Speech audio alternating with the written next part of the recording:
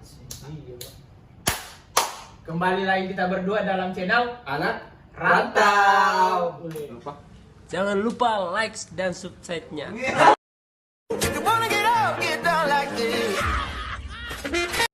Saat ini kita ada kedatangan apa, Bu? Kedatangan tamu. Tamu dari mana lagi? Dia salah satu tim PCR atau dia ketuanya lah. Ketuanya, PCR di salah satu kabupaten di Kalimantan ini. Atau tepatnya di mana Kalimantan apa ya? Timur. Oh, di Kabupaten Berau. Berau. Oh, ya. Ya kita panggil aja langsung kan? Ya, kita panggil basa-basi berdua ini aja. Ya, ini kita panggil aja. Muhammad Godang. Muhammad Mana Godang. Pak Muhammad Godang? Tepuk tangannya Pak Muhammad Godang. Untuk saya mana ini? Muhammad Godang mana ini? Silakan Pak Muhammad Godang. Oh. Silakan ya. Enggak. Perkenalan dulu Pak. Nama Bapak. Ya, jadi saya Godang Roberto ya, dari salah satu tim PCR di Berau. Ya. Dari tadi udah disebutin tuh sama pembawa acaranya dari Kalimantan Timur. Iya. Daerahnya daerah mana? Berau ya? Berau. Tahu kayaknya dekat ya. Siapa tahu saya lupa kan Berau kan. Iya. Janganlah. Nah, jadi gimana nih? Nah, Ini Apa pertanyaan ini? mau tanya tentang soal rapid ini Pak. Saya gimana rapid itu? Apa yang dimaksud dengan rapid Pak? Oh, rapid test. iya rapid test ini. Kebanyakan orang masyarakat itu belum tahu itu gunanya itu rapid test itu kayak mana. Nah, jadi saya orang PCR ditanya tentang rapid ya. Iya. Ya, jawab sedikit lah ya. Iya, ya. Jadi kalau rapid test itu sekarang yang beredar di masyarakat itu rapid test antibody ya. Antibody. Ya, untuk mendeteksi IgG, IgM dari virus COVID itu yang ada di tubuh manusia. Jadi itu rapid test. Rapid test ya. Nah, gimana? Boleh minta rokoknya nggak, Pak? Oh, Ayo, silakan Oh. silakan. Kita santai Nggak aja di sini bisa, ya. kan? Santai aja ini. Oh, gitu Podcast ya. ay, santai aja. Rapid test itu jangka waktunya 14 hari. Apakah berdampak jauh dari COVID-19 begitu? Langsung nyatakan. 14 hari maksudnya di bandara gitu ya? Iya. Nah, ini sebenarnya saya perlu garis bawahi 14 hari ya. Jadi kalau saya ngelihat itu sebenarnya harus dilihat nih dalam segi penerbangan atau dalam segi kesehatan ya. Dari kesehatan sih. Dari kesehatan ya, kalau dari penerbangan oke kan supaya bisa lancar terbang kemana-mana, orang ada urusan juga bisa kan ya. Tapi kalau dari segi kesehatan, jadi inkubasi virus itu 7-10 hari dalam tubuh manusia. 7 sampai 10 hari ya. Kenapa saya bilang saya kurang setuju kalau dia 14 hari? Jadi misalnya nih si pasien yang cek rapid, dia cek di hari pertama. Hari pertama kontak dengan orang. Iya. Hari pertama kontak dengan orang. Artinya kalau dia hari pertama kontak sama si pasien COVID atau terduga COVID, otomatis kalau dia cek rapid pasti negatif. Pasti negatif. Pasti negatif. Pasti bakal negatif hasilnya. Karena nggak secepat itu antibody muncul. Iya. Si tubuh melakukan perlawanan. Jadi pasti negatif. Terus itu bisa digunain rapidnya suratnya selama 14 hari. 14 hari ya. Oke. Dia pakai terbang di hari ke 13 misalnya. Itu udah melewati 10 hari. Di hari ke-10 harusnya sebenarnya dicek. Dicek lagi. Iya dong. Harus dicek sebenarnya 10 hari. Tapi kalau di hari ke-13 dia nggak cek, ya sama aja kan. Itu udah namanya melanggar inkubasi virus dan berarti negatif palsu bisa hasilnya. Negatif palsu hasilnya. Ya gitu. Itu sebenarnya janggalnya kalau dari segi kesehatan. Kalau dari segi penerbangan ya fine aja, itu kan cuma syarat. Tapi kalau dari segi kesehatan itu yang perlu digarisbawahin sebenarnya oleh Kementerian Kesehatan atau bagian apapun lah itu yang berhubungan. Ini Pak, ada lagi saya mau tanya ini. Apakah perlu di suatu kabupaten itu tes rapid massal begitu? Tes rapid massal. Jadi kan sekarang ya COVID-19 kayak hari ini aja per tanggal 29 Agustus di Indonesia penambahan 3.003. 3003. 3.003 pasien, gila itu banyak banget tuh mah. 3.003 pasien Dari berapa kabupaten itu? Seluruh Indonesia. seluruh Indonesia. Seluruh Indonesia. Seluruh Indonesia 3.003 pasien. Tadi saya nonton update-nya sih. Oh gitu. Aktifnya Bapak ya di berita ya. Ya baca-baca sedikit biar tahu perkembangan. Dengar nih Pak, kalau masalah COVID ini sama alkohol tuh yang ucap orang tua tuh lebih mantap bilang. Aduh, ini perlu digarisbawahi lagi nih dari segi Iya. kesehatan atau dari segi kenyamanan. kenyamanan Iya. ya. Itu nyamannya kita di orang tua atau bagaimana nih Pak? Saya nggak bahas itu deh. Bukan bagian saya itu. Bukan bagian saya. Ini bagian mas-mas duanya ini. Iya. Kalau bagian begitu tuh. Itu orang tua harus dia hargai. Jadi rapid massal tadi ya? Iya, rapid masalah. Nah, balik lagi rapid massal. Jadi kalau menurut hemat saya, suatu daerah yang nggak ngelakuin pemeriksaan massal, sampai kapanpun daerahnya pasti hijau. Hijau terus ya. Pasti hijau, pasti hijau. Karena Ya. tidak ada yang dilakukannya. Nggak ada yang ngelakuin pemeriksaan apa-apa, ya pasti hijau. Jadi terus dampaknya apa tuh kalau misalnya hijau? Kita nggak tahu ada transmisi lokal atau apa. Iya. Artinya suatu daerah itu berwarna hijau ya palsu. Palsu. Sebenarnya karena nggak ada ngelakuin pemeriksaan apa-apa. Nggak ngelakuin pemeriksaan apa-apa. Jadi bahaya dong kita ya. Jadi contohnya nih, seperti yang terjadi di salah satu kabupaten. Kabupaten kamu ya? Bukan, saya dari Balikpapan. Oke, kabupaten. Balikpapan. Jadi salah satu kabupaten klaster baru transmisi lokal. Transmisi lokal. Padahal daerahnya hijau. Daerahnya hijau. Daerahnya hijau. Itu belum tahu anunya asal muasalnya dari mana. Sampai sekarang nggak tahu dari mana asal muasalnya. Yang pasti acara kerumunan warga lah gitulah. Oh. Ah. Ada dia buat suatu acara ya. Ya. gitu ya. Itu artinya menandakan bahwa daerah itu hijau tuh. Hmm. Daerah itu hijau. Tapi kok bisa? Terkena ya, Ah. terkena dia apa? Swab atau rapid ya? Swab. Swab.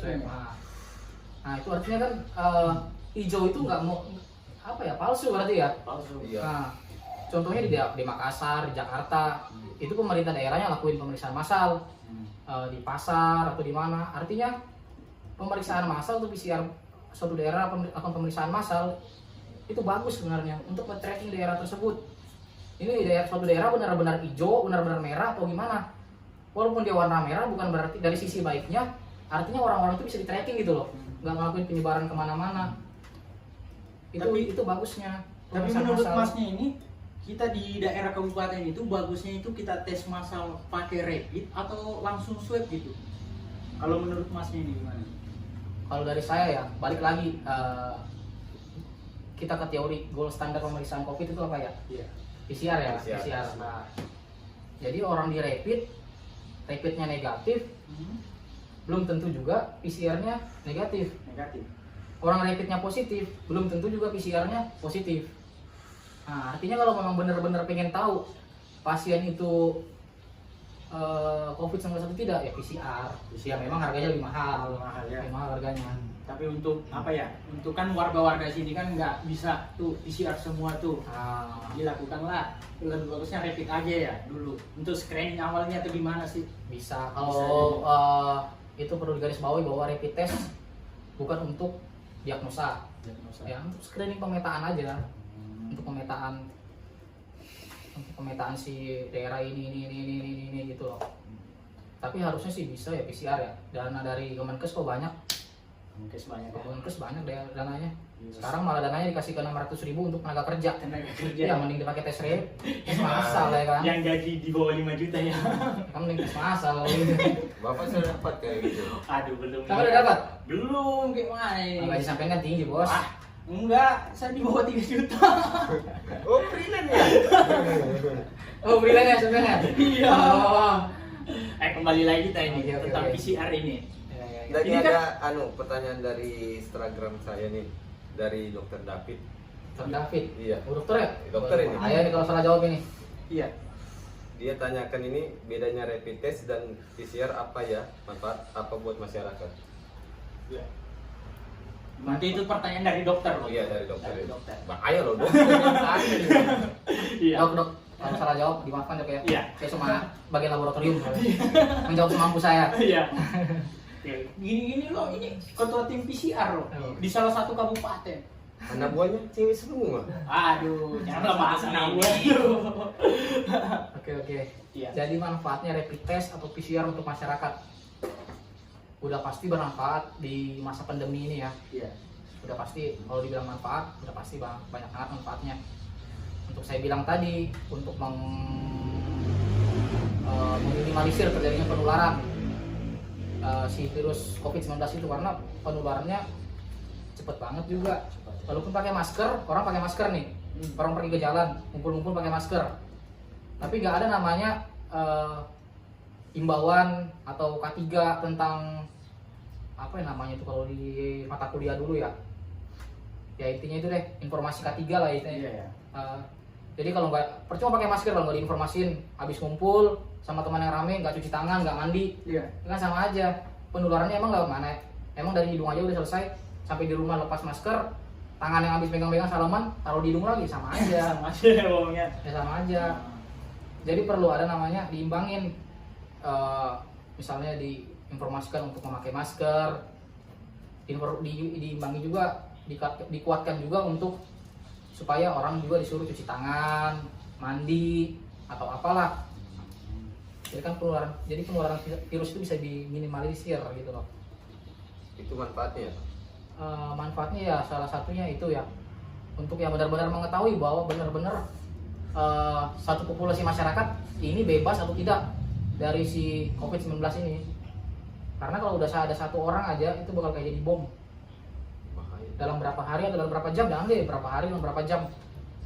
Satu orang kena dalam populasi 100 orang, bisa 100-nya bakal kena. Jadi perlu ada namanya screening, penting namanya screening. Ini ya. Bener. Kalau perbedaannya rapid test sama PCR biar masyarakat pada tahu. Jadi kalau perbedaannya ya, jadi kalau yang pertama saya garis bawahi dulu, kalau gold standar pemeriksaan COVID-19 itu PCR.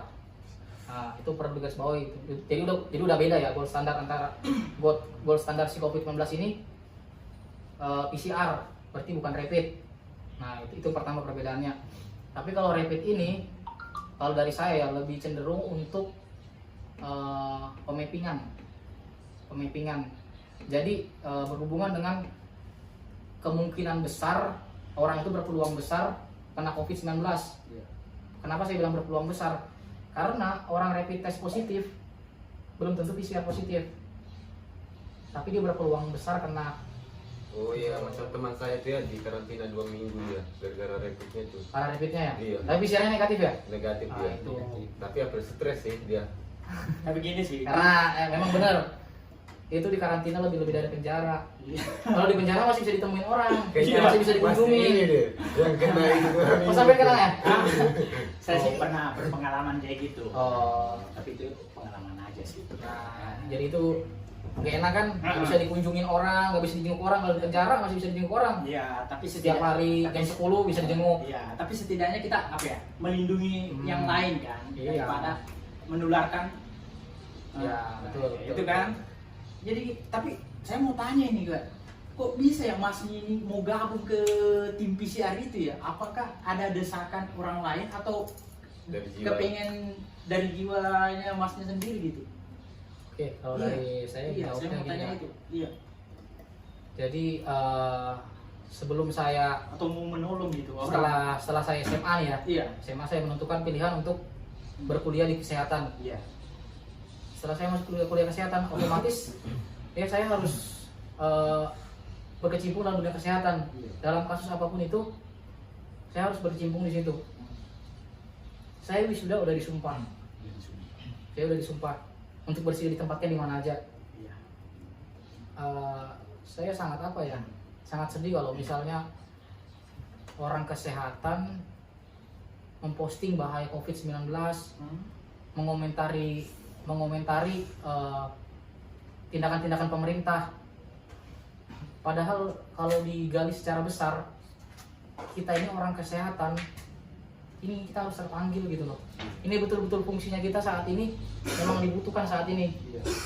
Kalau masalah takut, kena, atau masalah apa, di luar pun bisa kena. Iya. Kita makan nasi goreng di luar, Iya. orang rame makan, itu masih bisa berpeluang kena. Sedangkan kita menolong orang menggunakan APD level 3, lebih safe itulah.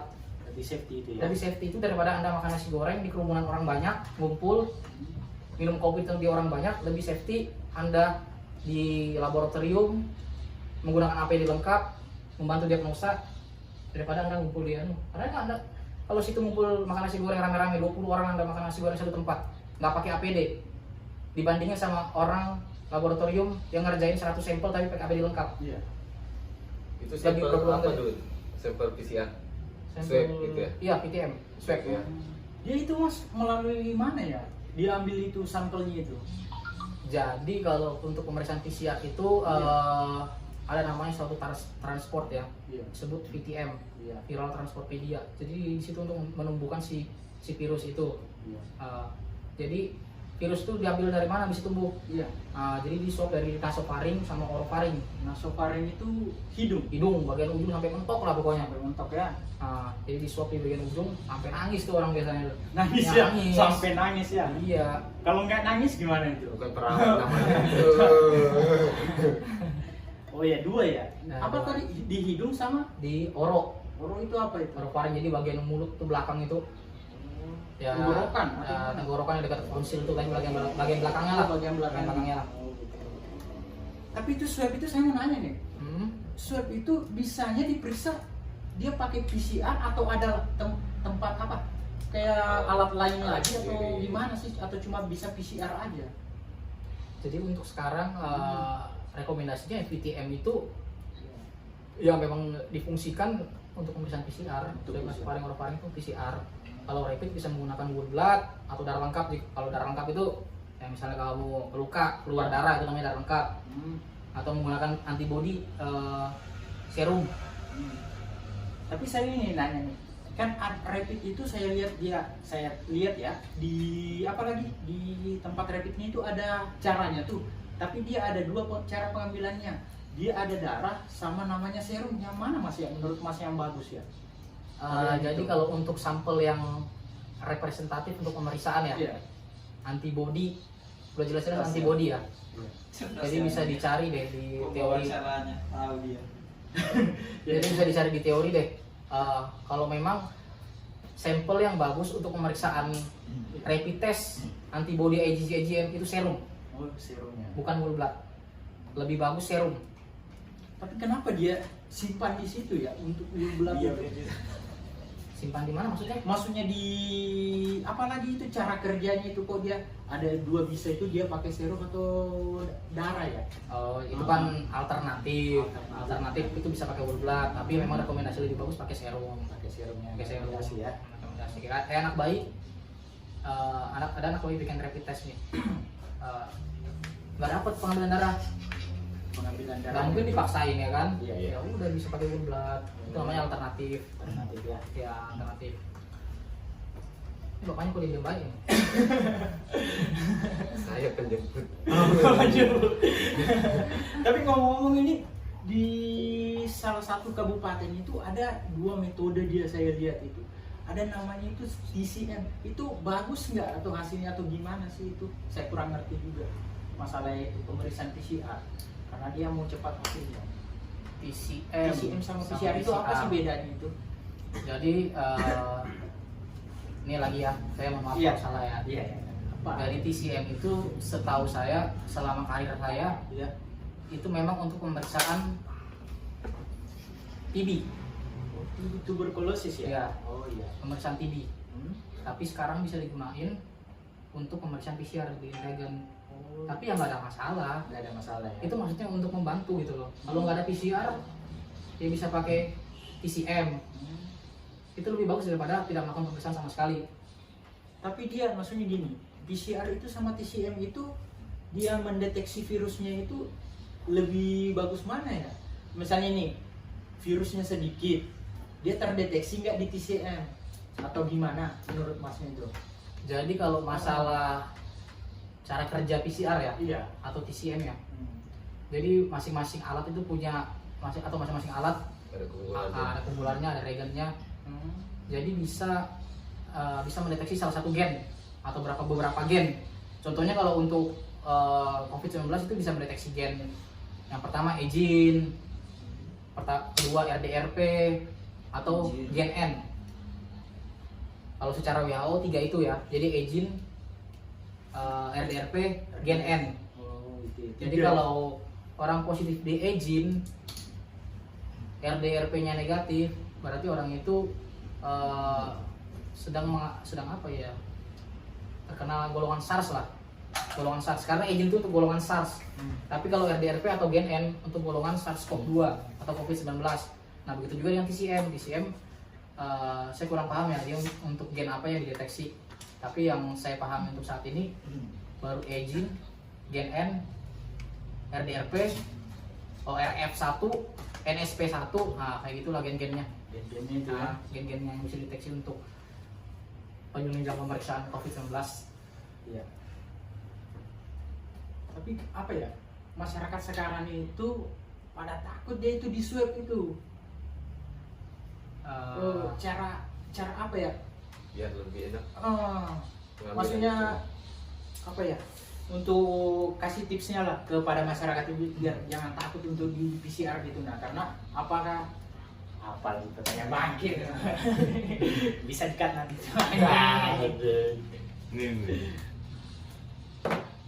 Edukasi. Nah, pertanyaannya edukasi untuk Iya. edukasi untuk masyarakat ya, Edukasi supaya untuk nggak masyarakat. takut Iya. untuk dicek atau apa. Jadi begini nih, yang perlu saya garis bawahi tentang pemikiran masyarakat Indonesia ya. Iya. Jadi sebenarnya orang takut itu bukan karena takut sakit atau takut apa. trauma. Jadi yang tren sekarang di Indonesia, kalau orang kena COVID-19 maupun rapid maupun PCR itu bakal jadi bahan pembicaraan orang. Iya. Dijauhi macam itu Dijauhin, nah dibicarain. Jadi kalau saya bilang dia udah sakit secara fisik, sakit lagi secara mental. Jadi orang tuh bukan takut karena sakitnya di swab atau diambil darah, takut hasilnya. Takut hasilnya ya. Iya. Takut hasilnya. Tapi ada di berita tuh yang laki-laki positif hamil, bagaimana itu? Itu apa yang salah itu? Yang salah itu apa? Jadi itu kasus itu ya ada ya. Ya, ada kasus itu. Jadi sebenarnya itu cuma internal itu satu daerah ya. Kalau nggak salah bagian timur, Betul. di bagian Indonesia Timur. Jadi orangnya udah di karantina karena disebut positif COVID-19. COVID-19. Tapi udah selesai karantina, dipegang hasilnya, ternyata tulisannya positif hamil. Nah, Laki-laki ya. itu cuma mungkin kesalahan penulisan hasil atau Iya. gimana, kita nggak bisa komentar terlalu dalam. Kalau dari segi hasil itu, kalau kita mengeluarkan secara tidak benar itu berdosa atau bagaimana? Atau ada permainan, kan ada orang mau main aman ceritanya kan? Jadi ini yang perlu diketahui oleh orang Indonesia atau orang dimanapun itulah. Jadi kalau kami di bagian laboratorium disebut haram menginformasikan hasil ke orang yang tidak berkepentingan untuk hasil tersebut. Berarti Seluruh hasil laboratorium. itu seberapa ya? Laboratorium ya. Jadi disebut haram kita menginformasikan itu ke orang-orang supaya bisa apa ya? Oh ini lebih tahu nih orang ini, tanya ke dia nih. Itu haram sebenarnya. Mungkin hanya dilakukan beberapa oknum. Ya, saya nggak sebut semua juga, Iya. tapi ya secara Mungkin gara-gara cuannya, ada hitungan cuan. mungkin. Tapi kan belum ada juga kabarnya. Iya. Belum ada informasinya, Bos. Siapa tahu kan? Laboratorium masih bersih. Bersih ya. Nggak ada itu. Tanya apakah pernah gini Mas ya, saya mau nanya lagi nih Mas. Yang masalah ada namanya muncul lagi namanya OTG. Apakah yang orang OTG itu misalnya bisa menularkan nggak ke orang lain? Dia ini nggak ada gejala tapi PCR-nya positif. Berbahaya kan? Dia bisa menularkan ke orang lain atau gimana sih? Yang yang OTG itu. Jadi gini nih, saya kembali dulu ke belakang. Iya. Jadi banyak kasus di Indonesia meninggal karena COVID-19 itu karena dengan penyakit bawaan. Entah penyakit gulanya, atau penyakit hipertensinya, atau penyakit jantungnya, atau penyakit apalah yang berat-berat lah. Jadi ketika si COVID-19 itu kena ke orang yang sehat sebenarnya ya, Iya, sehat. yang sehat terus dia secara PCR di diagnosis untuk COVID-19, maka disebutlah OTG karena dia nggak ada gejala. Iya. Makanya sekarang ada namanya karantina mandiri atau apa, karantina mandiri karena memang sebenarnya dia nggak sakit, cuman dia dalam tubuhnya ada kandungan virus. Dia berbahaya jika si virus itu ditularkan ke orang Yang punya kakek-kakek misalnya yang punya gejala atau apa. Mungkin dia nggak Sudah lemah ya. udah lemah, udah penyakit bawaan yang lain. Mungkin bagi dia itu nggak berbahaya. Tapi bagi orang yang ditularkan misalnya kepada orang yang bergejala, yang punya penyakit bawaan atau apa, itu bahayanya. Makanya disuruh karantina. Itulah bahayanya sebenarnya. Itulah maksudnya pemerintah itu. Umpamanya kalau karantina sendiri itu wajib di rumah atau di suatu tempat gitu?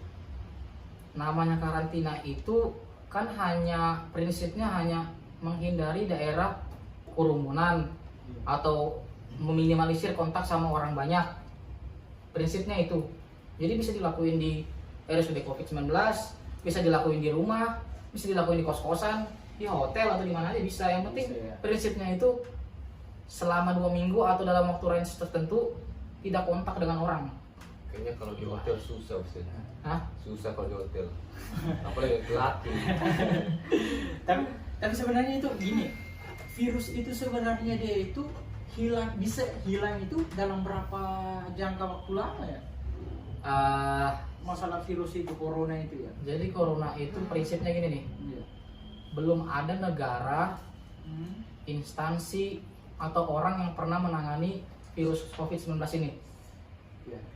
Jadi nggak ada yang bisa memastikan bahwa virus ini setelah kena akan hilang selama 2 minggu, 3 minggu, 4 minggu.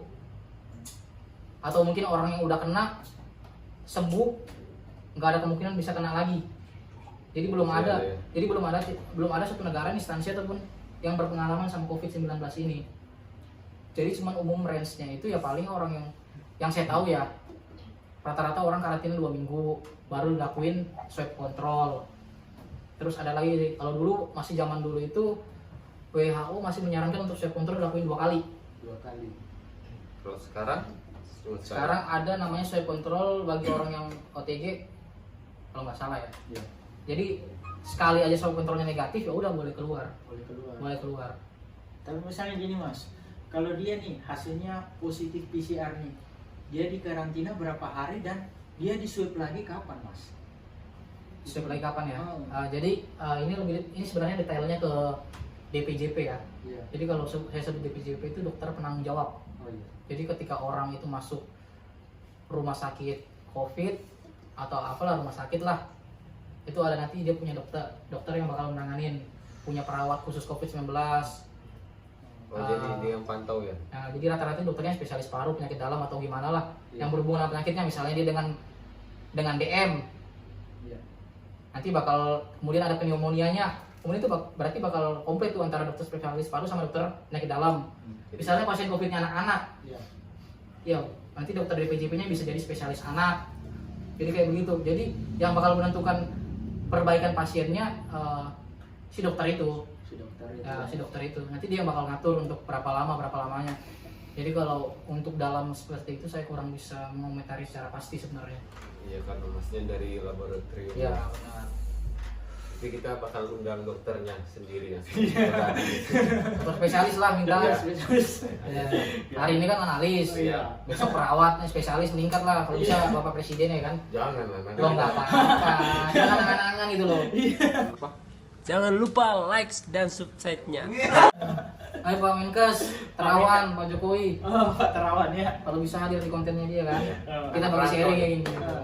Konten apa? Anak rantau. Anak Rantau kontennya. Iya. Artinya kita membagi edukasi yang positif. Biar masyarakat pun tidak takut. Iya.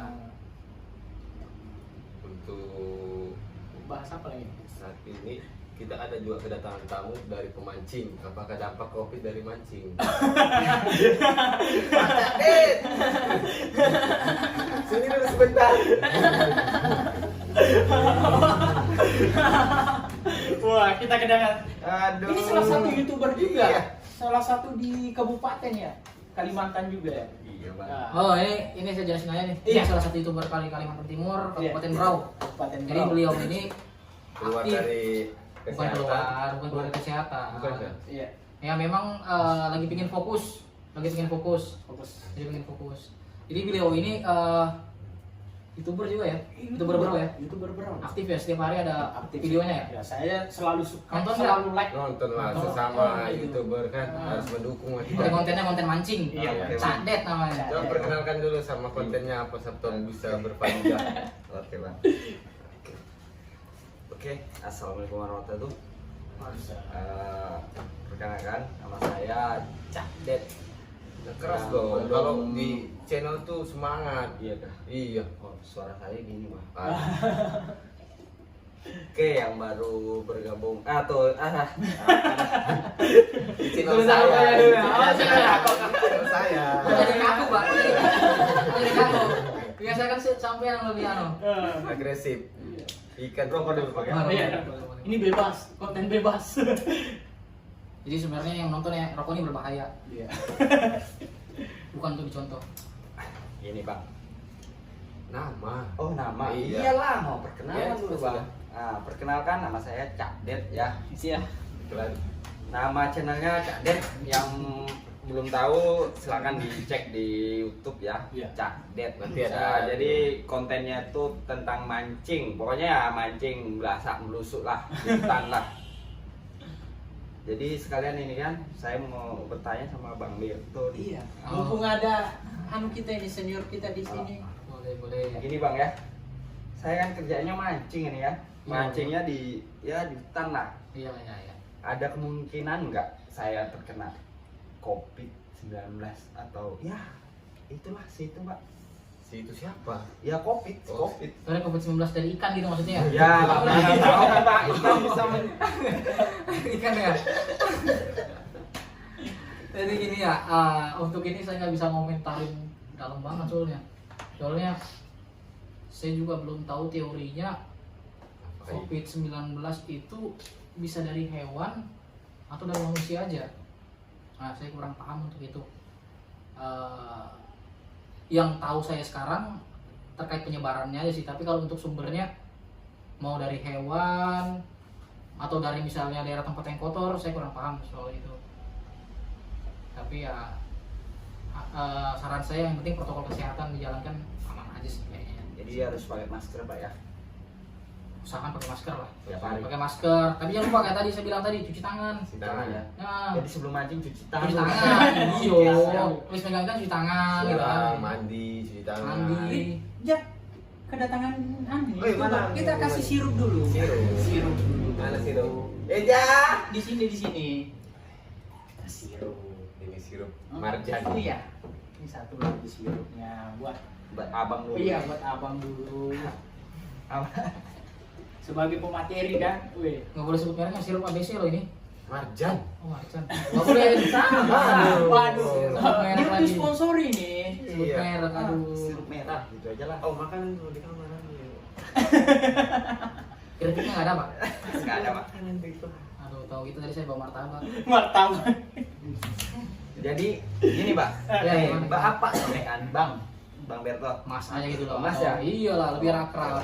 Oke mas. Jadi saran yang baik itu untuk pemancing-pemancing yang seperti saya lah, yang sukanya belusuan kemana-mana, itu sarannya gimana bang? Untuk menghadapi pandemik yang sekarang ini gimana? Kalau untuk saran ya mungkin ya kurang lebih sama kayak pemerintah ya. Kurang lebih sama kayak anjuran pemerintah. Jadi itu untuk berlaku semua orang pribadi atau siapapun yang memang berpeluang besar terhadap itu. Ya kita semua manusia, protokol dari pemerintah itu dikasih untuk ke kita, disarankan untuk kita. Yang pertama, sampean mancing kan belum tentu juga sendiri. Iya bang. Sampean mancing bisa 3-4 orang atau 5 Iya. orang. Oh, benar. Jaraknya dibagusin. Jaraknya pemerintah berapa meter? Berarti harus social distancing juga. Iya dong. Walaupun hutan. Hah? Harus. Harus. Nah kita sebenarnya ini agak salah ya, social distancingnya nggak jauh ya. Iya. Tapi udah PCR semua ya. Udah Udah di depan di Udah PCR. PCR semua ya. Ay, mantap ceweknya. Kan sediakan yang mantap-mantap. Ini ruangan nih selalu kita. Kita backlink. Karena UV itu bisa membunuh virus atau tidak? Hah? UV, sinar UV itu. Jadi sinar UV itu kalau saya sana lagi ya, belum ada penelitian yang bisa menyebutkan bahwa sinar UV bisa membunuh COVID-19 atau corona. Setahu saya hanya bakteri, Kalau saya salah mohon maaf. Nanti bisa diperbaiki mungkin sama YouTuber yang lain atau data yang lebih bagus.